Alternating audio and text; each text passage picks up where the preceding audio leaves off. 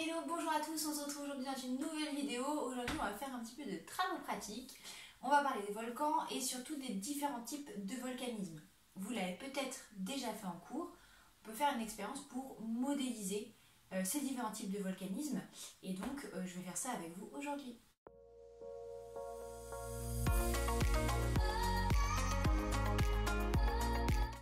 L'objectif de cette expérience, c'est de comprendre pourquoi certains volcans ont des éruptions volcaniques très explosives, très violentes. On parle de volcans explosifs et au contraire des volcans effusifs, donc dont les éruptions sont un petit peu moins violentes. On va essayer de comprendre qu'est-ce qui est responsable, quel est le moteur de ces éruptions volcaniques et pourquoi ces deux volcanismes sont différents. Pour ça, on va donc utiliser un modèle. Un modèle, c'est pas vraiment la réalité, ça va être quelque chose qui va remplacer la réalité, qui va essayer de mimer la réalité au plus proche, le plus facilement possible.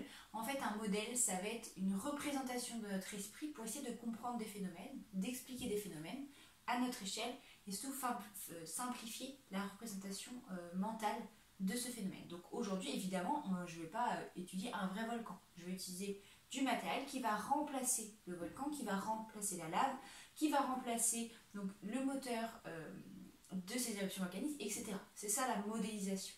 Donc pour faire cette expérience, normalement vous avez à la maison tout ce qu'il vous faut. Il me faut simplement de l'eau, du vinaigre d'alcool, de la farine.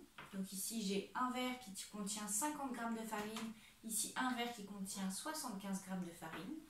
Ici j'ai du bicarbonate de soude avec une petite cuillère. J'ai également une éprouvette et un agitateur. La première étape de cette expérience va être de verser 50 ml d'eau dans chacun de mes verres, donc pour ces deux-ci.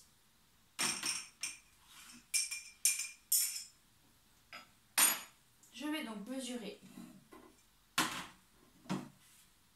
50 ml.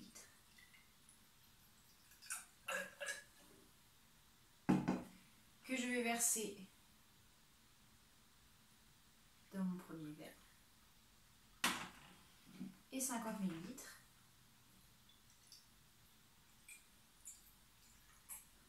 que je vais verser dans mon deuxième verre.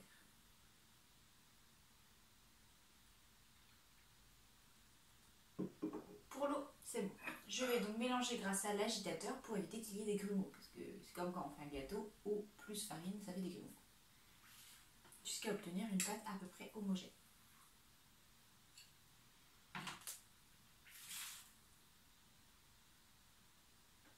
Une première chose qu'on peut remarquer, c'est que on met la même quantité d'eau dans nos deux verres.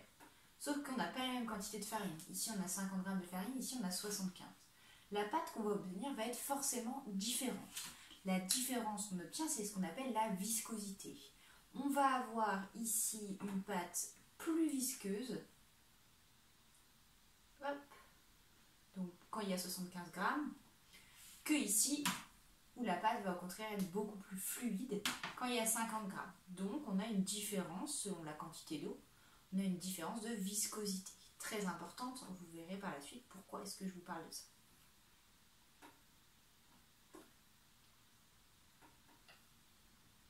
Hop. Voilà.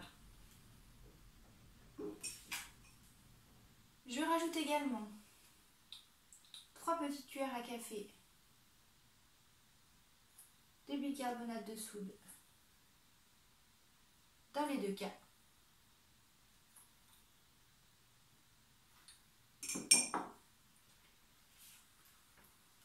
Et je mélange à nouveau.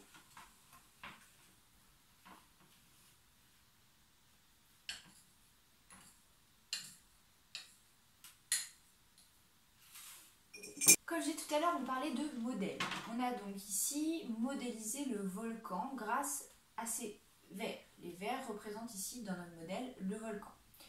Le mélange farine-eau représente ici le magma. Le magma, dans le cas d'un volcan, se trouve en profondeur et donc il est représenté ici grâce à l'eau et à la farine. Ce magma va être plus ou moins visqueux, on est d'accord, selon le type de volcan. Pour finir, je dois ajouter 25 ml de vinaigre d'alcool dans chacun de mes verres et donc observer ce qui va se passer.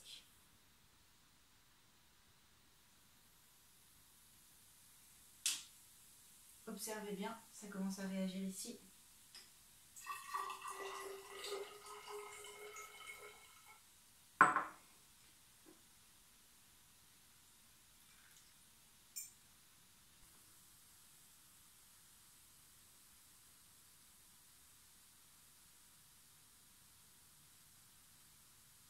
Alors, qu'est-ce qu'on observe?